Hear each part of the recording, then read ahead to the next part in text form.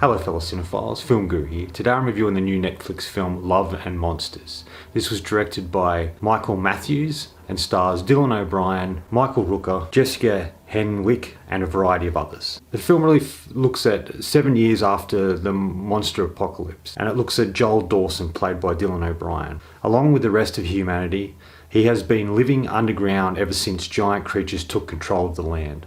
After reconnecting over the radio with his high school girlfriend Amy, played by Jessica Henwick, who is now 80 miles away at a coastal colony. As Joel realises that there's nothing left for him underground, he decides to venture out to Amy, despite all the dangerous monsters that stand in his way. And it's really about him going a cross-country journey for love, to ultimately get to her before it's too late. I was really impressed with this film. It's from start to end. There's just something really fascinating about this. It has a sort of 80s, 90s feel that I really liked. I like the idea of a quest and an adventure, and that's sort of what the film is, and it's the journey that Joel goes on that's really fantastic to watch. And he has a sort of kind of interesting arc, I think, in a lot of ways. He starts as this sort of timid and scared sort of character that sort of freezes when bad things happen or he comes face to face with monsters. And he's unable to perform. But as the movie goes on, he starts to learn who he is and starts to accept certain things about him and ultimately becomes a kind of hero, for not only for himself, but the people around him. And I really loved that. I thought that was a great aspect to the character that really hooked you in. The whole film's really told from his point of view, and there's even a voiceover him explaining what transpired. There's some really great drawings and stuff at the start and animation to explain what transpired before we meet these particular characters. I really like the colony sort of aspect, that they're all in different colonies and have all spread out throughout the world and in the country because of what's transpired with the monsters. And I like the feel and the look of the film. I like the music choices, and there's so many great characters in this. And even there's this fantastic dog in it named Boy, and he's so great in the movie. He has such a personality, much more personality than a lot of other characters that you usually see in movies. He's fun to watch. He's his own sort of person. He's his own sort of character, and I really like that. And the relationship he has with Joel and Dylan O'Brien is fantastic to watch on screen. And you really root for him. And he's really a strong and powerful character who tries to defend his new friend Joel.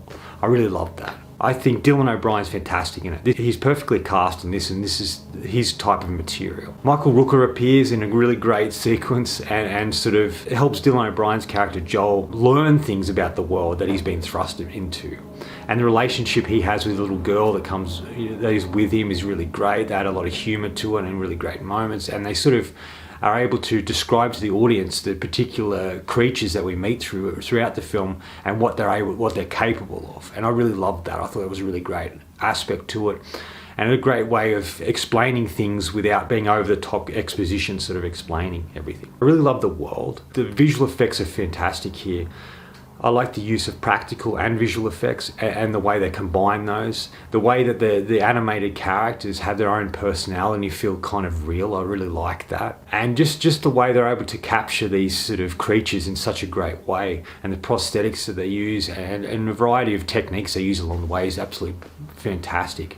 There's sort of a robot character in it as well, and then the use of that character is really great, and how they're able to bring that to life visually is really great. There's a lot of heart to this film. There's a lot of sort of great moments. Not only do you have this character Joel trying to get to the girl he loves, Amy, and this sort of love story and quest, but there's also other quieter moments. The scenes with Michael that he has with Michael Rooker, there's just such a heart there, and there's a connection there with them, and they kind of feel like a sort of a small family, and I like that. In a lot of ways it feels like a time capsule, like capturing the 80s or 90s in such a great way.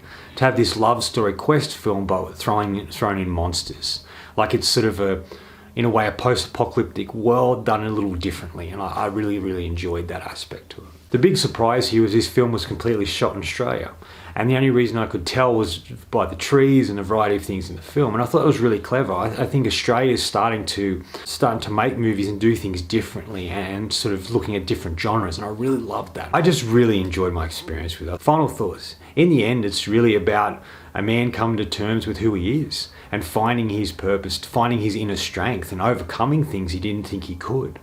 And the journey he goes on forces him to come outside of his shell and outside of his underground bunker and trying to find where he fits and trying to make sense of what's going on in the world he finds himself in. I'm going to give Love and Monsters 4.5 out of 5. Absolutely love this film. I thought it was brilliantly done, well executed, and visually striking. This ultimately is my favourite film of the year so far. Anyway, that's all from me today. Thanks for watching. I hope you enjoyed this video, and if you did, please subscribe down the bottom, follow me on Facebook. Otherwise, until next time, enjoy the movies.